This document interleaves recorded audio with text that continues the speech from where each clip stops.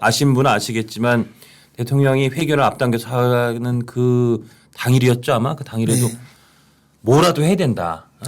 뭐 인위적인 거 안 한다 그럴 때 이 상황은 뭐라도 해야 된다는 말씀이 상당히 좀 큰 반향이 있었고요. 네. 그다음에 이제 인적쇄신 관련해서도 이 김재원 최고위원께서 이게 정확히 표현을 어떻게 하셨죠? 국면 좀 당시에 책임 있는 사람들이 물러나야 된다는 취지에 아니 이제 네. 그때 당시에는 대통령실에서 국면 전환을 위한 인적 쇄신은 하지 않는다라고 그렇죠, 하셔서 지금 국면 전환을 할 수만 있다면 뭐든지 해야 된다는 그렇죠. 것이고 네. 제발 그런 이야기 하지 마라 네. 달라라는 것이고 그다음에 또 문제가 된 게 이제 행정관 한 분이 음주운전을 하셨는데 네. 이 음주운전 사건은 과거보다 점점 엄해지고 있잖아요. 그렇죠. 우리의 그 법적인 잣대가 네. 일반인들의 기준도 엄해지고 있는데 다른 공무원 같으면 직업 공무원들이잖아요. 네. 예를 들어 시험 쳐서 평생의 직장으로 생각하고 정치적인 중립 의무도 있고 하는 이런 분들은 징계받고 징계 절차에서 징계받아서 파면되면 쫓겨나고 뭐 또 사안이 경해서 뭐 정직으로만 정직당하고 나면 그냥 기간 지나면 돌아와서 네. 뭐 그래서 나중에 인사 불이익을 받던 거는 본인 이야기고 이거는 일종의 권리라고 할 수도 있어요. 자기 예, 권리. 근데 별정직의 비서관 행정관들은 뭐냐면 이게 사실 임기가 정해져 있는 것도 아니고 정년이 보장되는 자리도 아니에요. 예. 그런데다가 대통령실의 그 직제령에 따르면 대통령 비서실 직제령에 보면 대통령을 보좌하기 위하여 예. 대통령 비서실을 설치한다. 예. 대통령 비서실에는 장관급인 비서실장 그리고 차관급인 수석비서관 그리고 별정직으로 비서관 행정관을 둔다라고 돼 있어요. 예. 그 업무가 정해져 있지도 않아. 예. 그냥 그것은 비서실장이 임명하면 돼요. 그러면 여기에 있는 비서실장, 수석비서관, 비서관 행정관은 대통령을 보좌하는 것이 유일한 임무야. 그렇죠. 근데 대통령 보좌 보필이 그냥 딱 법이 지정해 놓은 미션이 그거라는 거죠. 유일한 임무고 예. 설치 근거도 그거예요. 예. 그러니까 예를 들어 방송통신위원회 직원 같으면 자기 고유 업무가 있어요. 외부에서 못하게 저 중립적인 업무 이런 것이 있단 말이에요. 직무 권한이 있죠. 그런데 대통령실의 그 비서관 행정관들은 권한이 없어요. 책임만 있는 거지. 예. 뭐 사실상 권력을 행사하는지는 몰라도 직무상 권한도 없는 자리야. 법규 상황 같은 그렇게 돼 있다는 거죠. 대통령을 보좌하는 게 유일한 임무인데 그렇다면 그거는 조금 바꾸어서 말하면 대통령에 누가 된다면 존립의 기반이나 존립 근거가 가치가 없죠. 없는 거네요. 예. 그래서 제가 말씀드린 거예요. 예. 스스로 이제 이렇게 지금 임명 자체가 문제가 되면 예. 그러면 아 내가 할 역할은 끝났구나라고 생각하고 스스로 그만두는 것이 맞다라고 말씀드린 거고 예. 또 하나는 지금 이제 국정 전반에 대한 쇄신 분위기가 있어요. 예. 또 면모를 일신해야 될 현실적인 필요성도 있고 예. 이런데 대통령제의 경우에는 임기를 보장하는 것이 대통령제의 거의 유일한 장점이에요. 예. 그렇게 해서 임기 동안에는 국민으로부터 위임받은 통치권을 행사해서 대통령의 업무를 수행해 달라는 것이 대통령제거든요. 예. 그 중간에 직을 그만두게 하는 방법은 탄핵밖에 없어요. 예. 그런데 그 중간에 이제 뭐 그 국민들의 요구가 많거나 또 여러 가지 정치적인 문제가 있으면 대통령이 내가 지금까지 하던 데서 방향을 바꾸겠습니다 할 때 말로 하는 것과 더불어서 이런 사람들과 그렇죠. 내가 저 지금 정부를 운영했는데 또 이런 사람들로 바꿔서 운영하겠다라고 면모를 일신하는 방법으로 과거부터 또 전 세계적으로 마찬가지예요. 그렇죠. 대통령제 국가에서는 인사를 하는 거죠. 그렇죠. 그래서 보통 총리 우리나라는 간판인 총리부터 장관 비서실장부터 수석비서관 이분들이 이 얼마나 교체되느냐에 따라서 뭐 전면 개각, 부분 개각하면서 면모 일신을 위한 뭐 그렇죠. 이런 거죠. 그것은 옛날에 그 저 왕이 잘못하면 신하가 대신 나가서 그 저 잘못을 고하거나 뭐 심지어는 저 하늘에 제사 지내고 이런 거가 다 그런 면인데 지금 대통령이 할 수 있는 최고의 카드는 저 인사혁신이에요.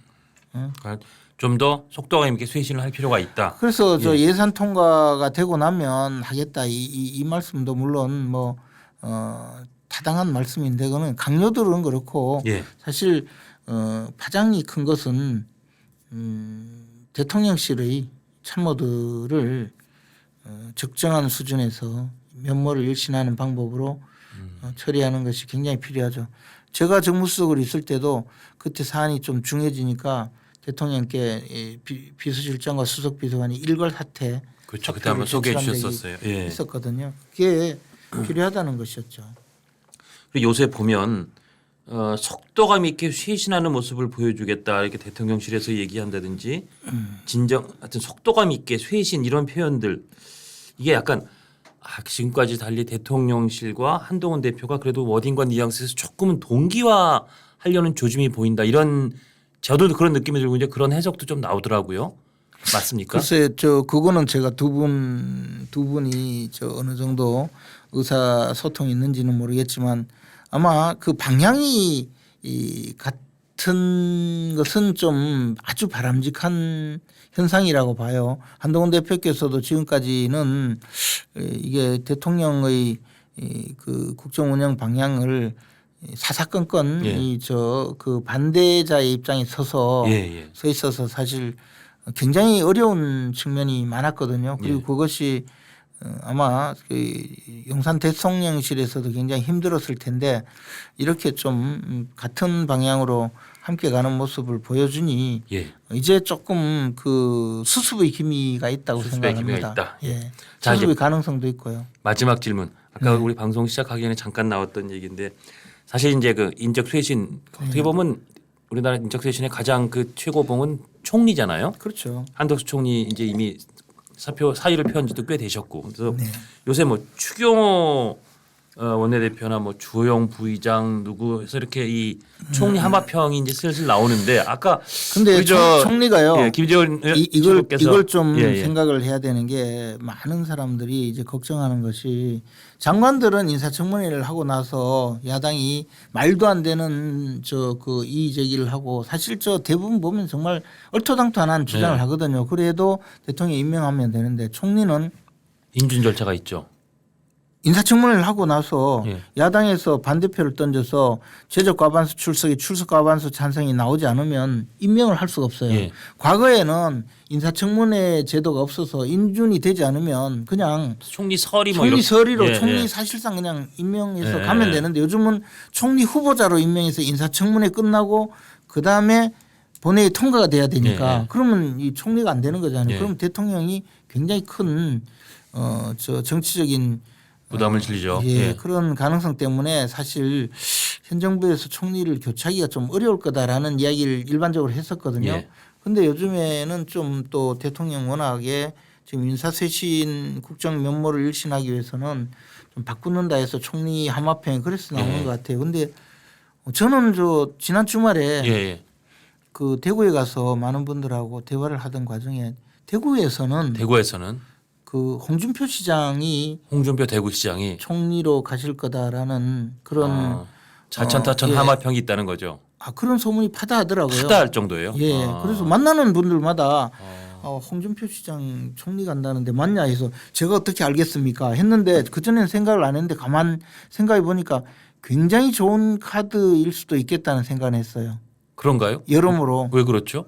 아니 우선 홍준표 시장 개인적으로 보면 대권 주자로서 그렇죠. 정말 제대로 발돋움할 수 있는 기회가 될 수도 있고 대통령께서도 아마 홍준표 시장이 그 총리가 되면 내각을 장악하고 국정을 주도하는 데 상당히 크게 잘할 수 있지 않을까. 대통령과 계속 좀 저희들은 잘 또 통하는 그런 이미지가 있었죠. 그런 면도 있고 사실 지금 조금 지리멸렬한 여러 가지 4대 개혁 문제라든가 이런 것도 주도권을 갖고 처리하실 수도 있을 거라는 생각이 들고. 근데 홍준표 제가 보기에는요. 이제 광역시장도 만약에 총리 가면 그건 겸직이 안 되니까 보궐선거를 해야 되는 거죠. 그건 나중 일이고. 네. 근데 홍 시장님이 총리가 되시면 제가 제일 환호하는 사람들은 이런 유튜브 방송과 예. 그 정치 프로그래밍 같아요. 그럴 것 같아요. 뭔가 화제와 논란을 많이 뿌려주실 테니까. 국회가 얼마나 재밌어지겠습니까? 근데 홍준표 시장이 혹시 인준 통과 될까요? 저는 그는 홍준표 시장님이 예. 지금 인사청문회에서 문제될 만한 일이 뭐가 있겠으며 제가 보기에 솔직히 이야기해서 오히려 야당을 예. 가르치고 훈계하실 가능성도 없지 않죠. 그런데다가 만약 야당에서 홍준표 시장님을 의도적으로 예. 인준 부결시키면 그것도 정치적으로 굉장히 큰 부담을 안지 않을까요? 저는 그래서 그냥 이게 가능성이 있는지 없는지는 전 전혀 모르고 예, 하여튼 대구에 가서 대구 권역에 파다하더라. 그런 예. 소문을 듣고 생각해 보니 그것도 꽤 괜찮은 카드겠는데라는 생각이 들더라. 그 말씀이신 거죠? 예, 저는 개인적으로 예, 그래서 이게 지금 이런 소문이 커질 수 있는 실질적인 가능성이 있다고 봅니다. 그래서 알겠습니다. 물론 지금 고려되고 있다는 전직 국회의원님이 말씀하시니까 훨씬 저쪽이 맞을 것 같은데 예. 정보원이 아니, 예. 추경호 원내대표 또는 주호영 대표님 이런 분들도 훨씬 또 유력한 분이겠죠. 근데 저는 그냥 일반인들한테 예, 들은 예. 이야기입니다. 알겠습니다.